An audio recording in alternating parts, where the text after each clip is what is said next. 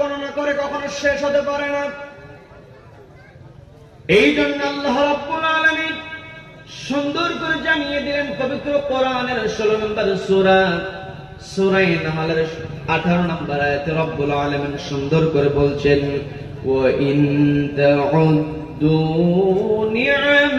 নি'মাতাল্লাহি লা তুহসুহা ইন্নাল্লাহা লাগফুরুর রাহিম।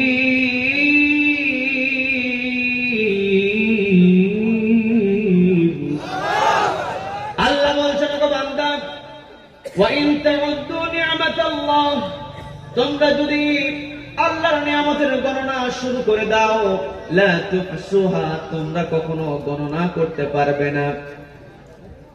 আমরা যদি আল্লাহর নিয়ামতের গণনা করি, আমাদের ক্যালকুলেটর শেষ হয়ে যাবে, কম্পিউটারের গণনা করার ক্ষমতা শেষ হয়ে যাবে, কিন্তু আল্লাহর নিয়ামত শেষ আমরা করতে পারবো না। ইন্নাল্লাহা লাগফুরুর রাহিম, আল্লাহ হচ্ছে পরম দয়ালু এবং ক্ষমাশীল। আল্লাহর ক্ষমা যদি না থাকতো, আল্লাহ যদি দয়াবান না হতো, আমরা এই যে কত নাফরমানি করছি, অন্যায় করছি, তারপরেও আমাদের অক্সিজেনকে আল্লাহ বন্ধ করেছেন নাকি? অক্সিজেন আল্লাহ বন্ধ করেন নাই। আল্লাহ রাব্বুল আলামিন আমাদেরকে নিয়ামতের চাদর ঢেকে রেখেছেন। এই নিয়ামত সম্পর্কে আমাদের জ্ঞান অর্জন করতে হবে, বোঝার চেষ্টা করতে হবে। এই পৃথিবীতে যারা বুঝবে তাদেরকে আল্লাহ সম্মান দিবেন। এই পৃথিবীতে আল্লাহ রাব্বুল আলামিন অসংখ্য অগণিত নিয়ামত দিয়েছেন, তার মধ্যে সবচাইতে বড় নিয়ামত হচ্ছে আল্লাহ আমাদেরকে মানুষ বানিয়েছেন। আল্লাহ যদি চাইতেন আমাদেরকে পশু পাখি, নদী নালা, গাছপালার মতো তৈরি করতে পারতেন, কিন্তু রব্বুল আলামিন আমাদেরকে দয়া করে, মায়া করে মানুষ বানিয়েছেন। এই যে আমরা মানুষ হয়েছি, এই মানুষ হিসেবে সৃষ্টি হওয়ার জন্য আমরা কোনো দরখাস্ত করেছিলাম নাকি? কোনো দরখাস্ত ছিল না। আবার এই মানুষকে আল্লাহ রাব্বুল আলামিন সুন্দর করে তৈরি করলেন। লাকাদ খলাকনাল ইনসানা ফি আহসানি তাকওয়িম।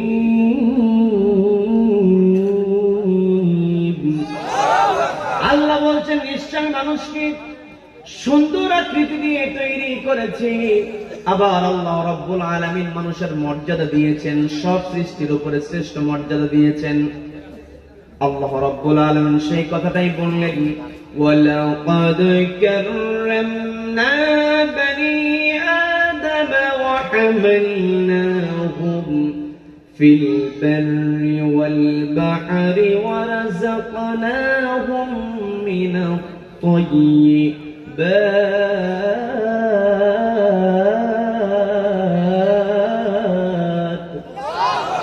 আল্লাহ বললেন, ওয়ালাকাদ কাররামনা, নিশ্চয় আমি সম্মান দিয়েছি বনি আদম, মানব জাতিকে, অর্থাৎ আদম সন্তানকে আমি সম্মান দিয়েছি, সম্মানিত করেছি। ওয়া হামালনাহুম ফিল বাররি ওয়াল বাহর, এই যে জল এবং স্থল তৈরি করেছেন কে? যেই জায়গায় পানির দরকার সেই জায়গায় আল্লাহ পানি দিয়েছেন, যেই জায়গায় মাটির দরকার সেই জায়গায় মাটি আল্লাহ দিয়েছেন। আল্লাহ রাব্বুল আলামিন এই মাটিতে চলার জন্য এবং পানিতে চলার জন্য যা যা দরকার, হামালনাহুম, আমি অধীন করে দিয়েছি। আপনি জমিনে চলবেন, জমিনে চলার জন্য যে সমস্ত যানবাহন দরকার, এই সমস্ত যানবাহন আবিষ্কারের জন্য আল্লাহ রাব্বুল আলামিন মানুষকে মেধা দিয়েছেন। আবার আপনি যদি জলের মধ্যে চলতে চান, অর্থাৎ পানির মধ্যে যদি চলতে চান, সেখানে পানির মধ্যে নৌযান, জাহাজ আছে না নাই? এই যে জলে চলার জন্য, স্থলে চলার জন্য আল্লাহ আমাদেরকে স্থলে এবং জলে চলার যে ক্ষমতা দান করেছেন। আমরা যদি আল্লাহর নিয়ামতের গণনা করে শেষ করতে পারবো না। আমরা যখন যানবাহন তৈরি করতে যাই, এই পৃথিবীতে আল্লাহ রাব্বুল আলামিন একটা মৌলিক উপাদান সবচাইতে বেশি দিয়েছেন। বুঝিয়ে দিলে বুঝতে পারবেন। এই পৃথিবীতে চলার জন্য আমাদের একটা উপাদান সবচাইতে বেশি লাগে, সেটা হচ্ছে লোহা, আয়রন, ইংরেজিতে যেটাকে বলা হয় আয়রন। লোহা ছাড়া আমরা চলতে পারবো নাকি? চলতে পারবো। আপনি বিল্ডিং করবেন, সেখানে লোহার প্রয়োজন আছে না নাই? আপনি জাহাজ নির্মাণ করবেন, সেখানে লোহার প্রয়োজন আছে। আপনি যানবাহন তৈরি করবেন, সেখানে লোহার প্রয়োজন আছে। আবার এই যতগুলো ক্যামেরা এখানে আছে, এই ক্যামেরাগুলো যে রেকর্ডগুলো ধারণ করছে, এই জায়গাতে লোহার ব্যবহার আছে না নাই? অনেকে প্রশ্ন করতে পারে, কি ব্যাপার, এত কিছু থাকতে হুজুর কেন লোহার কথা বলছে? লোহার কথা বলার কারণটা হচ্ছে, এই কোরআনটাকে আল্লাহ রাব্বুল আলামিন দিয়েছেন source and knowledge and science. The Holy Quran is the source of knowledge and science. এই কোরআনটাকে আল্লাহ রাব্বুল আলামিন জ্ঞান বিজ্ঞানের উৎস বানিয়ে দিয়েছেন। আজকে বিজ্ঞান গবেষণা করেছে, লোহা নিয়ে গবেষণা দীর্ঘদিন হলো তারা করেছে। সফলতা মাত্র কয়েকদিন পূর্বে 2013 সালে তারা সফলতা পেয়েছে। লোহার ব্যাপারে আল্লাহ রাব্বুল আলামিন কোরআনের মধ্যে শব্দ ব্যবহার করেছেন, وأنزلنا الحديد فيه بأس شديد ومنافع للناس।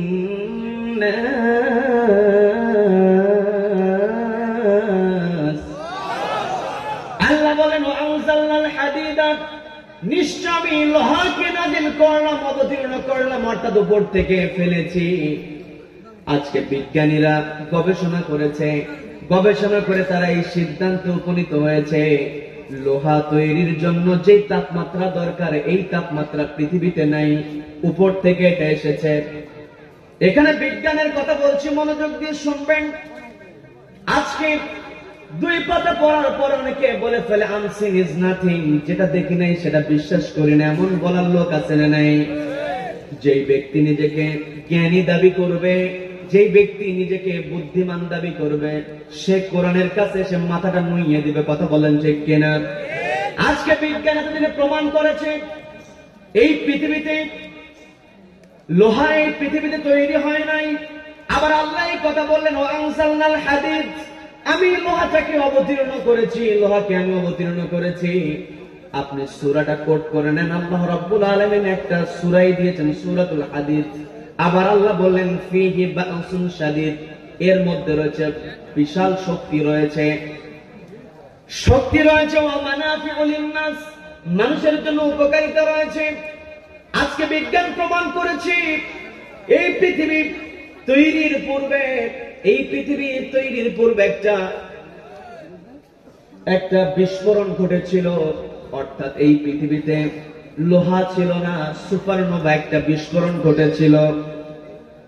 সুপারনোভা বিস্ফোরণ যখন ঘটেছিল, ওই তাপমাত্রা যখন তৈরি হয়েছিল মহাকাশ থেকে, তখন আকরিকের খণ্ডগুলো জমিনে পড়েছে, অর্থাৎ পৃথিবীতে পড়েছে, এগুলো মাটির নিচে চলে গিয়েছে। এই যে আল্লাহ রাব্বুল আলামিন আমাদেরকে অসংখ্য অগণিত নিয়ামত দিলেন। আল্লাহ বললেন, ওয়া হামালনাহুম ফিল বাররি ওয়াল বাহর, মানুষকে জলে এবং স্থলে চলার জন্য আমি, মানুষকে জলে স্থলে চলার জন্য যা কিছু প্রয়োজন সবকিছু আমি মানুষকে দিয়েছি। এই লোহার কথাই বললাম, আজকে বিজ্ঞান প্রমাণ করলো লোহাটা মহাকাশ থেকে এসেছে। আজকে এতদিনে বিজ্ঞান 2013 সালে এটা প্রমাণ করেছে। আর কোরআনের মধ্যে বিজ্ঞানটা ঢুকিয়ে দিয়েছেন কে? কাজেই কোরআনটাকে বিজ্ঞানের কিতাব আমরা বলতে পারবো কি পারবো না? এই কোরআন এমন কোন বিষয় নাই, মানব জাতি কিভাবে চলবে সব সমস্যার সমাধান কোরআনের মধ্যে ঢুকিয়ে দিয়েছেন কে? সেই আল্লাহর প্রশংসা করার দরকার আছে না নাই? আমরা প্রশংসা করতে চাই কি চাই না? প্রশংসা করব। আমার মধ্যে আল্লাহর প্রশংসা আছে কিনা এটা তখনই প্রমাণ হয়ে যাবে যখন কোরআনটাকে আমি আমার সামনে রেখে চলছি কিনা।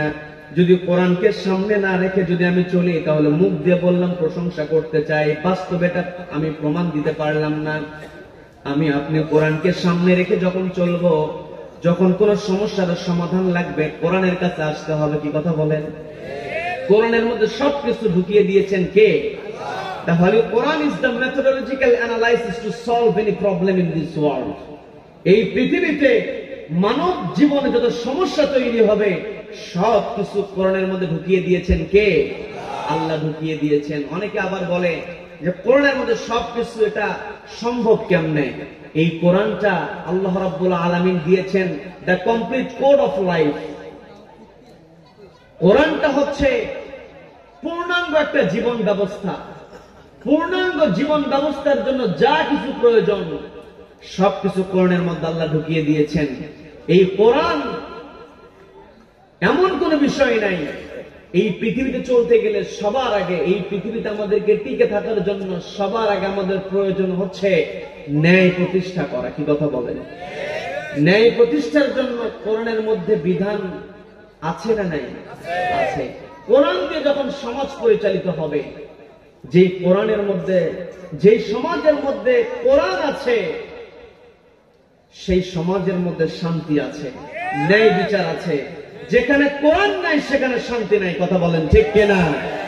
এর প্রমাণ হচ্ছে আমরা আমাদের পার্শ্ববর্তী দেশ ভারতের মহাত্মা গান্ধীর আমরা নাম শুনেছি, শুনি নাই? তিনি একটা কথা বলেছিলেন, এই অরাজকময় পৃথিবীতে শান্তি প্রতিষ্ঠার জন্য, অশান্তময় পৃথিবীতে শান্তি প্রতিষ্ঠার জন্য একজন ওমরের মতো শাসকের প্রয়োজন। বলেন না সুবহানাল্লাহ। এই যে হযরত ওমরের কথা বলা হয়েছে, মূলত হযরত ওমর তো নিজের মন গড়া আইন দিয়ে সমাজ পরিচালনা করেন নাই, রাষ্ট্র পরিচালনা করেন নাই। তিনি পরিচালনা করেছেন একটি কিতাব, সেই কিতাবের নাম কি? আল কোরআন। বন্ধুগণ, আমরা আলোচনার মূল পয়েন্টে থাকবো। এই পৃথিবীতে আমাদেরকে নিয়ামতের চাদরে ঢেকে রেখেছেন কে? নাম্বার 1 নিয়ামত হচ্ছে Allah has created us as human being. Number 1 হচ্ছে আল্লাহ আমাদেরকে মানুষ হিসেবে তৈরি করেছেন।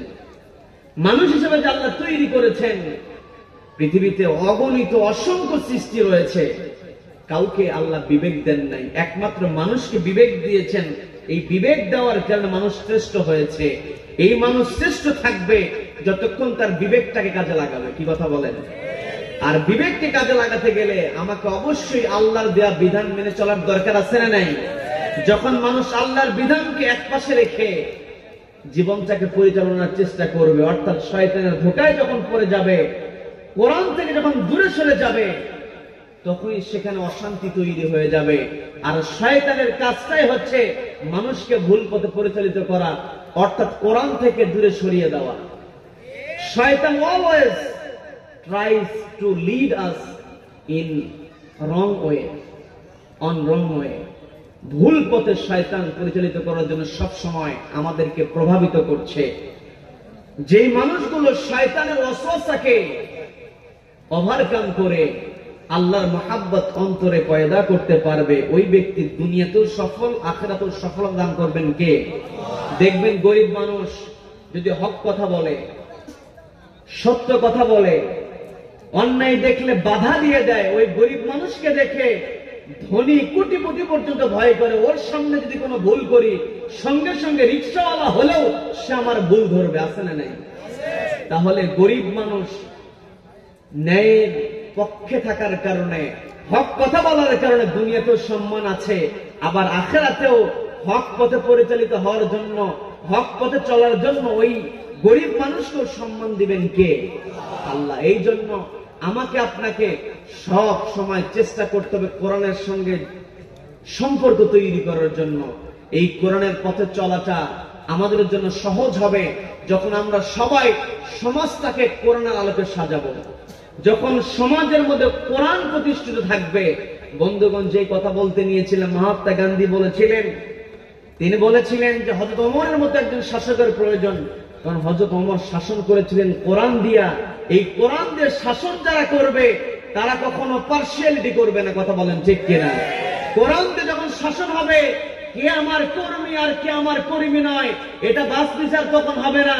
যদি অন্যায় করে সঙ্গে সঙ্গে বিচার হবে। কথা বলেন ঠিক কিনা?